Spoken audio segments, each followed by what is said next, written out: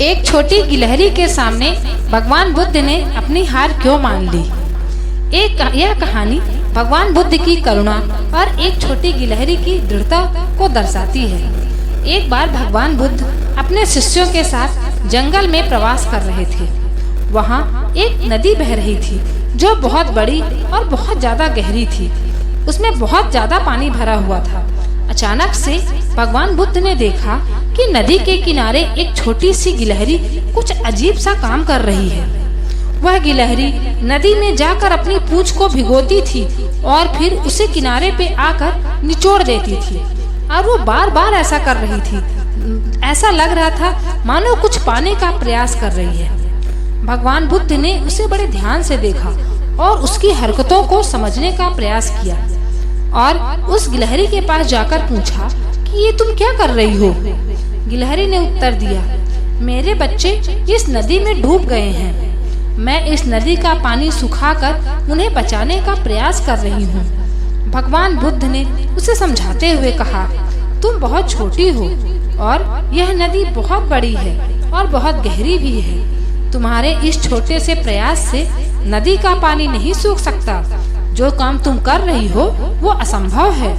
लेकिन गिलहरी ने बड़ी दृढ़ता से जवाब दिया।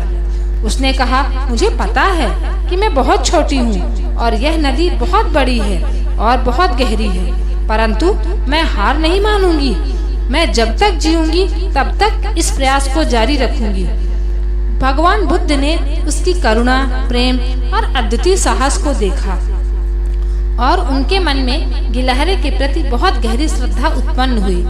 उन्होंने सोचा कि अगर यह गिलहरी इतनी छोटी होकर के बिना थके, बिना हारे अपने प्रयास में जुटी रह सकती है, तो हमें भी जीवन में कभी भी हार नहीं माननी चाहिए।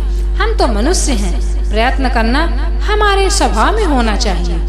भगवान बुद्ध ने उस गिलहरी की हार न मानने की भावना को देखकर उसे आशीर्वाद दिया और नदी को शांत कर दिया।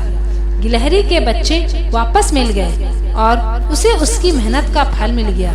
अब गिलहरी बहुत खुश थी। तो दोस्तों, इस कहानी से हमें यही शिक्षा मिलती है कि चाहे परिस्थितियां कितनी ही कठिन क्यों ना हो, वो हमारे कितने भी प्रतिकूल हो, अगर हम अपने कार्य के प्रति सच्चे और निष्ठावान हैं, तो कोई भी शक्ति हमारे दृढ़ निश्चय के सामने टिक नहीं सकती और हम अपने कार्य में अवश्य सफल होंगे।